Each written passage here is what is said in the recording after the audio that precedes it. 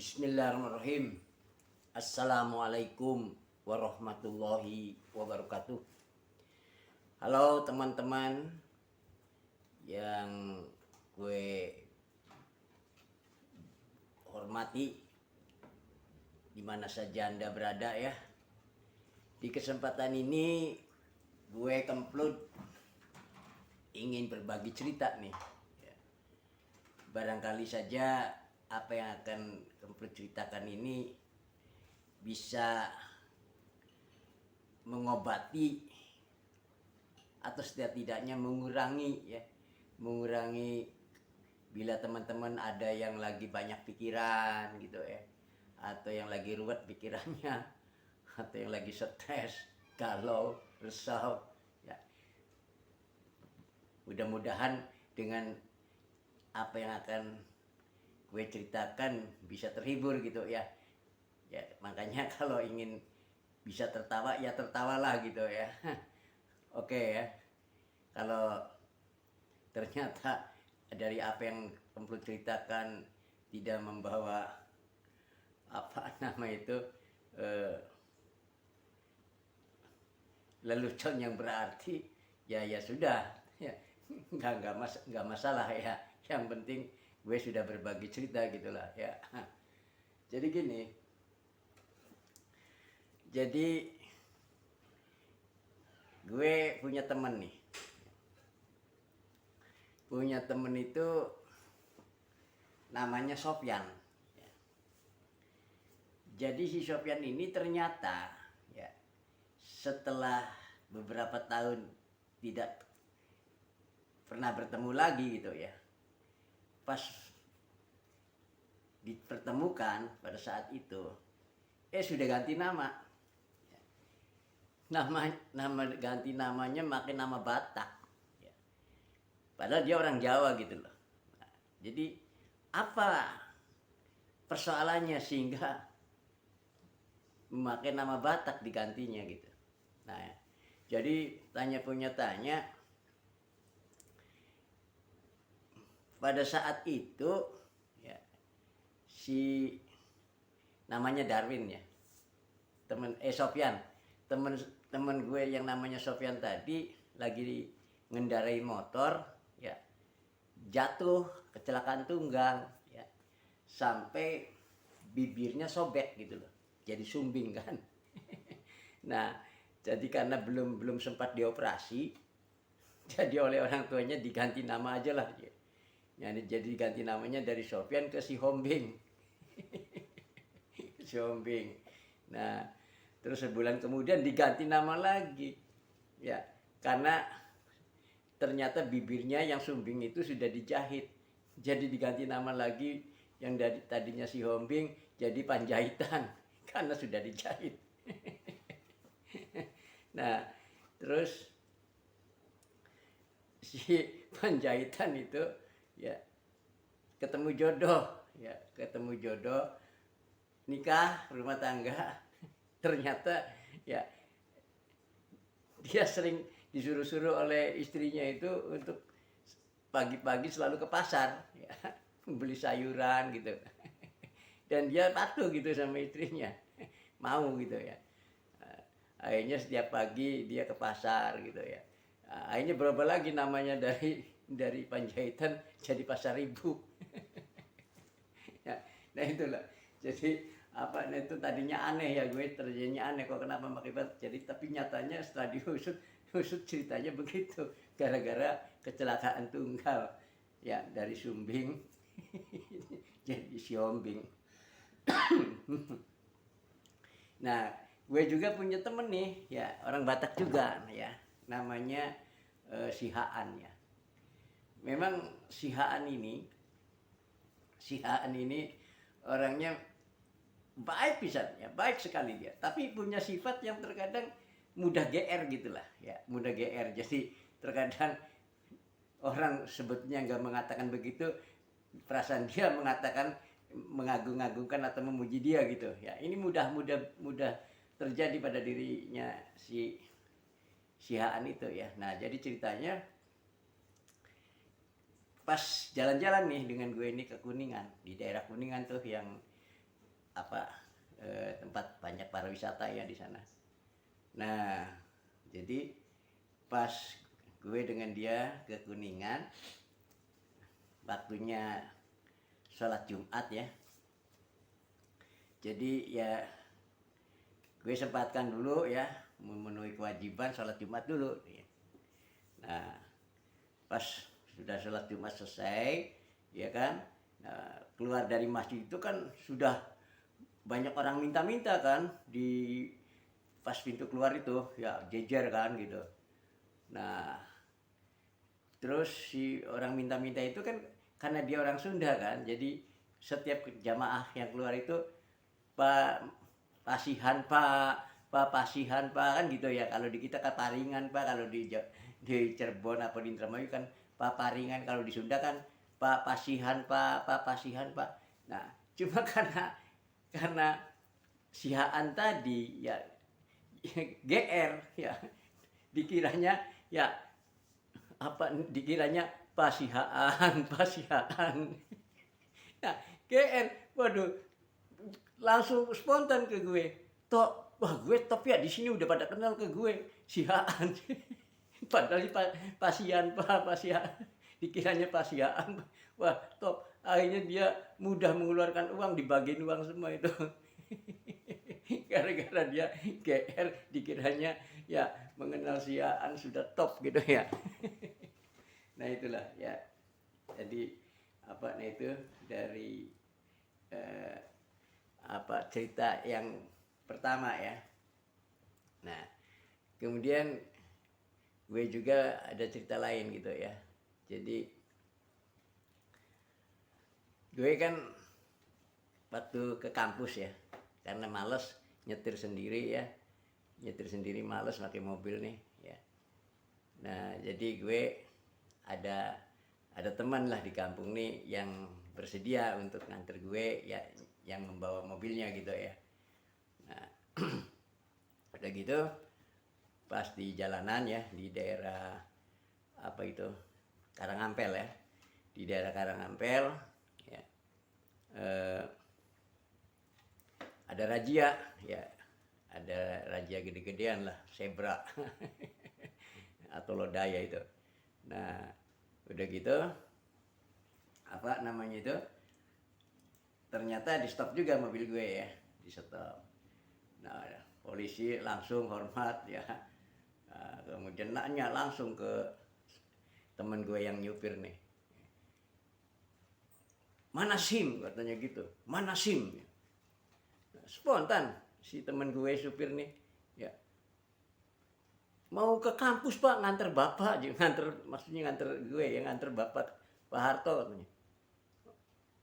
Polisi salah paham, ditanya SIM bilangnya mau ke kampus. Jadi ulangin lagi, mana SIM, tambah keras kan. Dia juga karena mudah tersinggung juga si temen gue ya supir nih ya, karena di nadanya keras, jadi keras juga. Dibilang mau nganter bapak ke kampus. Akhirnya tambah lagi ya, tambah panas gitu, mana SIM kamu. Wah. Ya, akhirnya gue turun tangan juga ya. Pak, sebentar, jangan emosi dulu kata sih. Maksudnya bapak gimana ya?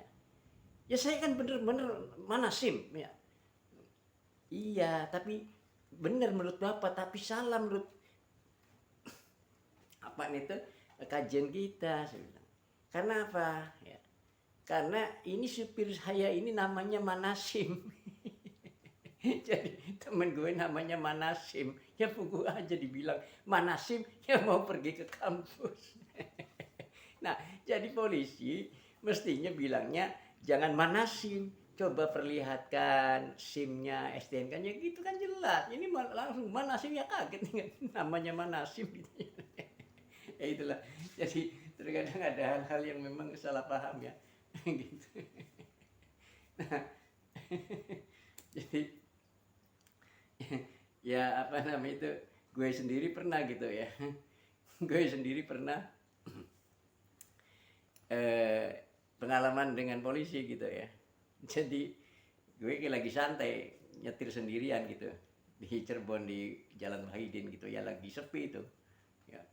Nah terus dari kaca spion kelihatan polisi yang pakai motor gede tuh, yang pakai helm gagah lah gitu ya.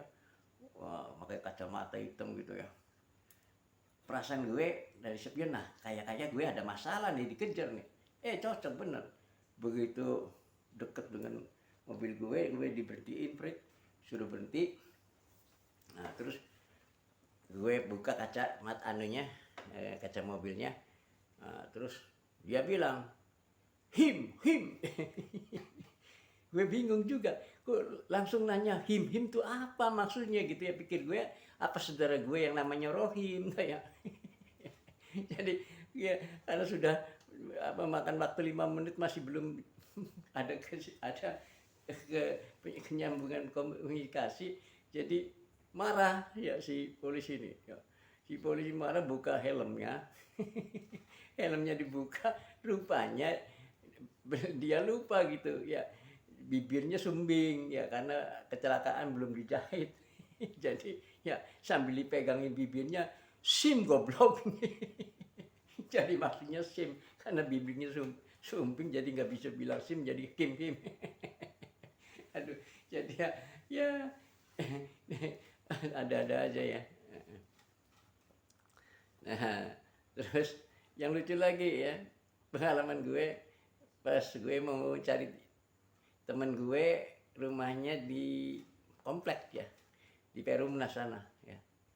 Wah, Perumnas ya, ternyata komplek yang baru itu yang dijaga banyak satpamnya itu ya.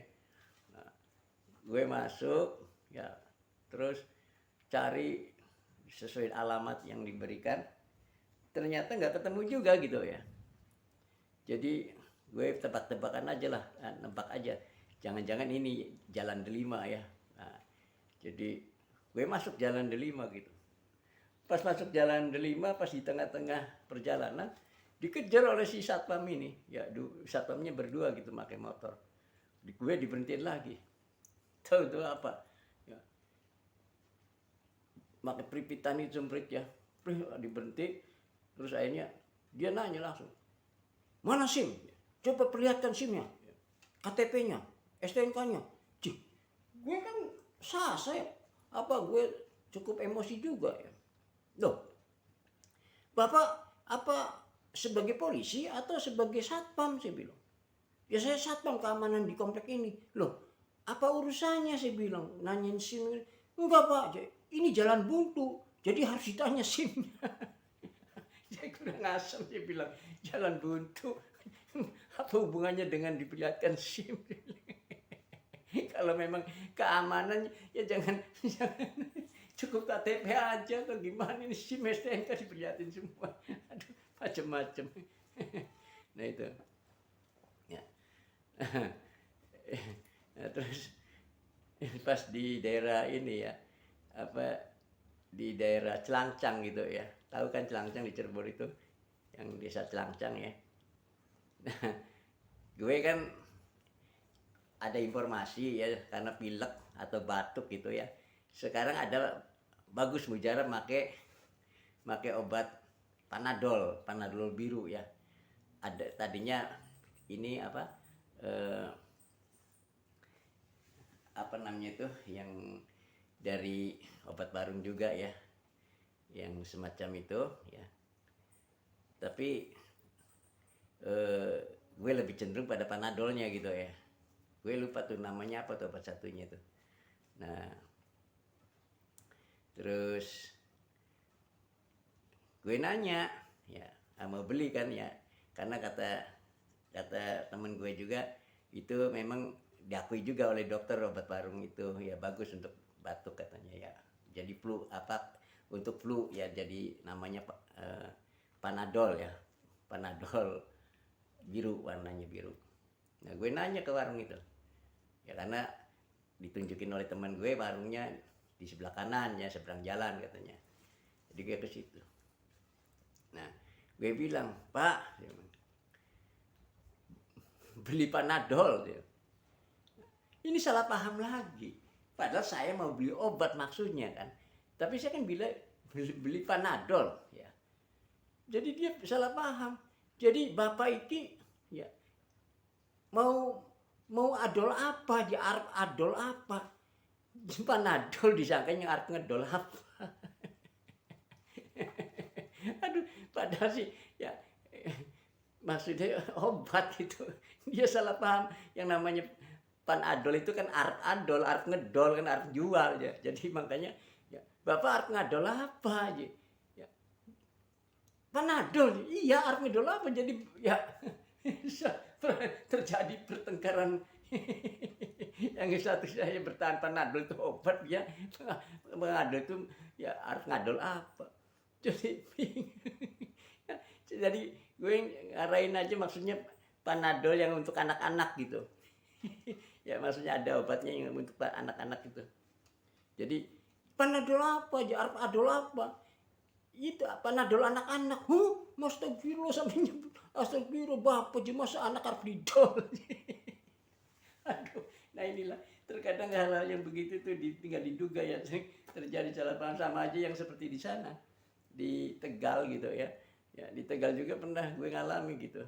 Ya gue lagi jalan-jalan ke Tegal gitu, pusing kepala ya. Akhirnya coba pakai pil kita gitu. Pil kita. Akhirnya di sana di warung jelas-jelas gue baca itu pil kitanya itu. Tapi dia bilang si penjual itu, si tukang warung, nggak ada pak pil kita. Pil kita itu ada, nggak ada aja. Kalau itu apa? Itu pil inyong. Jadi pengennya dia nggak mau pil kita, pengennya pil inyong. Aduh, jadi gitu-gitu sering terjadi ya. Mungkin saudara juga ngalami ya gitu ya. Oke. Nah, terus apa namanya itu? Pengalaman lagi, gue pikir kalau seseorang memberi salam dengan assalamualaikum gitu ya, kan harus dijawab kan gitu ya. Nah, karena itu mengandung makna yang dalam ya, yang membawa kebahagiaan, kedamaian, keselamatan gitulah ya. Jadi harus dijawab waalaikumsalam kan gitu ya, warahmatullahi wabarakatuh. Nah, cuma ternyata ya untuk menjawab, kalau ada orang menyampaikan salam assalamualaikum tidak harus selalu dijawab, ada yang tidak boleh dijawab, gue lupa gitu ya. Jadi ketika gue jadi makmum ya pas di belakang imam, nah pas selesai akhir sholat itu kan imam nengok kanan sambil ya ucapin assalamualaikum, gue jawab lupa waalaikumsalam. Gue digamplengin. Menghina katanya, kamu kayak kurang kerjaan. Jadi bener, jadi ada juga assalamualaikum tidak boleh dijawab dalam waktu sholat ya. Aduh, ya itulah pengalamannya. Nah, terus apa namanya itu? Gue lagi mau kondangan nih. Ceritanya gue mau kondangan, ya diundang oleh teman sohib lah ya. Emang jauh sih di Bekasi gitu ya. Nah, gue pikir kalau nggak datang teman deket gitu ya. Kalau datang gue pas lagi bokeh. Pas lagi bokeh biayanya kan lumayan ya. Untuk perjalanannya ongkosnya lumayan, bensinnya. Ya untuk memberi amplopnya isinya kan harus yang pantas. Gue lagi bokeh bener. Akhirnya aduh gimana ya. Ya udahlah, nekat lah, berangkat aja lah. Tapi gue nggak pakai amplop gitu, bawa souvenir aja, gue beliin souvenir aja ya. Nah, terus gue berangkat, ya bawa souvenirnya, pas di tempat hajat, ya. Ternyata di situ didesainnya gitu, apa namanya tuh, ada tulisan, ya begitu masuk di halaman hajat itu, ya ada tulisan yang bawa souvenir panahnya ke kanan. Yang bawa amplop panahnya ke kiri. Nah, gue mah bawa souvenir jadi kan ngikutin panahnya ke kanan. Nah, pas masuk ke kanan ya ada tulisan lagi. Ada meja di situ, di atas meja ada tulisan, silakan souvenirnya disimpan di meja ini. Jadi gue gue tak simpen di meja itu. Nah, yang amplop silakan jalan terus kata gitu ya di petunjuknya. Jadi gue simpen di situ, jalan lagi. Terus ada panah lagi, silakan belok ke kanan lagi. Belok ke kanan lagi, langsung ternyata nggak nggak ada tempat resepsi pernikahannya, tempat apa makan-makannya nggak ada. Begitu saya keluar lagi ke jalan raya lagi, jadi saya disuruh pulang ke Bolingas. Aduh, ada lagi desain begitu ya. Jadi, waduh jauh-jauh gue nggak bisa sampai ke tempat ya persepsinya karena bawa souvenir. Akhirnya pas menunjuk jalan keluar lagi jalan raya lagi disuruh pulang lagi. Sampai-sampai di situnya ada tulisan lagi. Ya pas pintu keluarnya itu gayanya aja katanya, makanya batik, pakaiannya pentereng tapi nggak punya uang katanya. Aduh, ya gitulah ya. Jadi terus yang pengalaman di sekolah ya, di kampus nih, gue juga nggak nyangka ya. Jadi apa namanya tuh, gue lagi ngajar Pancasila ya. Nah, Pancasila banyak apa karena di kelas sore ya, kelas karyawan gitu ya. Jadi gue lagi nerangin riwayat Bapak Soekarno ya. Pak Soekarno, presiden kita yang pertama itu. Nah, gue bilang ke mahasiswa ini, coba siapa yang bisa menerangkan tentang riwayat hidupnya Soekarno, saya bilang. Tegas di salah satu mahasiswa di pojok itu, saya Pak, tegas. Ya oke, silakan. Ya. Tapi diem aja. Tapi tadi bilangnya nunjuk bersedia. Nah, tapi disuruh nguraikan diem lagi sampai 2 kali, 3 kali kan gue disangkanya diledek kan ya. Wah, tadi gue terpaksa ngomong, kamu saya bilang. Ya. Kok tadi siap untuk menjawab, ya mau menguraikan, tapi diem aja. Ya. Enggak Pak, ya maaf, ya bukannya saya nggak mau menjawab, ya nggak mau bicara aja. Soalnya kata ustadz saya, nah dia nggak mengkaitkan ustadz. Ya bingung juga gue, loh emangnya ada apa dengan ustadz kamu, saya bilang. Iya Pak, ya, kata ustadz saya tidak boleh menceritakan orang yang sudah mati, nantinya timbul fitnah. Waduh, ada aja gitu mahasiswa. Nah, terus gue kan sekarang kalau ngajar di AMC ya, di Akademi Militer Cirebon itu, gue kalau saat ini sudah malas membawa mobil ya, jadi masih nyaman motor gitu ya, motor jadul itu, motor Sprofit ya, tahun 95 ya, masih lumayanan lah ya, apa dari bensin irit gitu ya. Ya pakai untuk kaki mah lumayan lah ya. Nah, tapi ada aja yang nyeletuk gitu ya. Mungkin si Taruna ini sudah dianggap apa ya, ke gue ini udah apet lah. Jadi ya kayak sobat aja gitu, kayak teman kali ya. Jadi terkadang apa ya ngomong terkadang asal cetus aja gitu ya. Jadi pas mau pulang, pas selesai kuliah kita mau pulang, mahasiswa pada pulang gitu ya. Tahu itu ada mahasiswa yang bilang, Pak menanya Pak, saya nanya aja. Di pikiran masih berhubungan dengan materi pelajaran kita ya. Tahu tuh, nanya apa loh? Ya. Nanya Pak, Bapak kapan ganti motornya? Jadi bener-bener ngeledek diam-diam. Mentang-mentang gue motornya jadul, di kampus kan mobil motornya, kalau mau bawa motor kan bagus-bagus, kalau gue sendiri motornya jadul. Nah, jadi gue gimana jawabnya ya, tapi gue nggak marah sih, bagi ini pasti bercanda gitu, tapi gue gimana supaya bisa nangkisnya gitu ya. Ya jadi gue bilang gini aja, kamu, saya bilang, ini memang motor Bapak jadul ya. Tapi walaupun jadul, ini banyak sejuta kenangan, saya bilang. Ini jangan main-main, motor Bapak ini sejuta kenangan. Nah, daripada motor yang baru sejuta bulanan.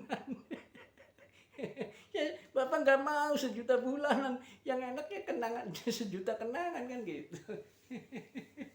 Oke ya, sampai situ dulu, barangkali ada yang bisa tertawa lah ya. supaya terhibur, supaya risaunya hilang gitulah ya.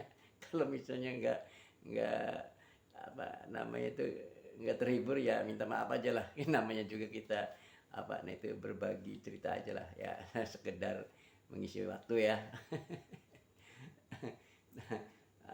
Atau kalau mau satu lagi aja lah ya, satu lagi ya. Tapi ini maaf kalau memang ada apa ya, ada hal yang kurang berkenan nih. Tapi memang apa ini menarik juga untuk kita ceritakan ya. Jadi ada nih teman gue ya. Teman gue ini Darwin namanya. Darwin ini teman gue di SMA kemudian sampai di Unpad ya, kuliah di Unpad masih sama dengan gue. Cuma dia mah ambil fakultas ekonomi gitu. Nah, ceritanya si Darwin ini sukses nih. Dari sekolahnya sukses gitu ya.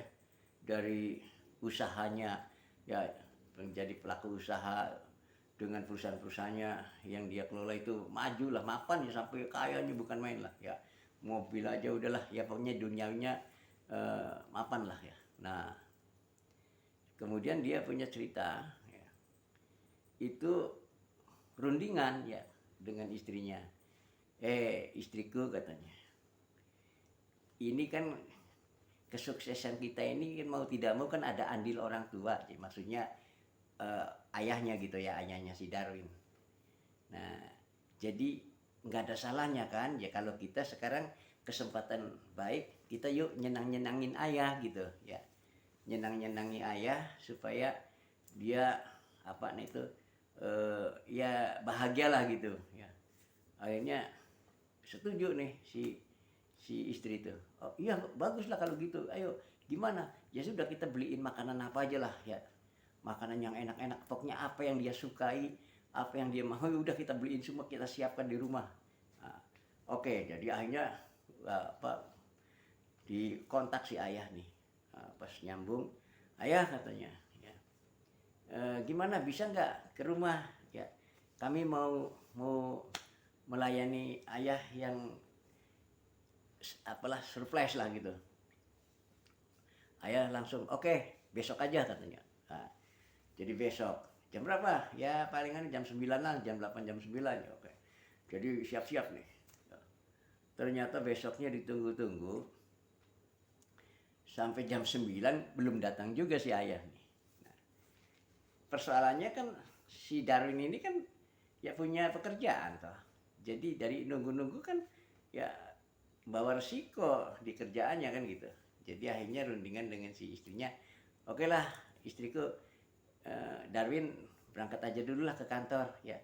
Cuma Darwin pesen aja gini, kalau nanti apa si ayah datang, jangan lupa pokoknya semua apa yang ada di sini di apa permintaannya diturutin, dilayani lah ya. Jadi apapun dia maunya ya udah jangan ragu, turutin aja katanya ya. Nah, ya. Jadi akhirnya berangkat nih ke kantor si Darwin nih. Ternyata jam 10 datang nih si ayah nih. Nah, si datang. Ternyata sudah ditawarin makanan yang enak-enak yang kesukaannya, apapun yang serba ada gitu ya, katakan gitu.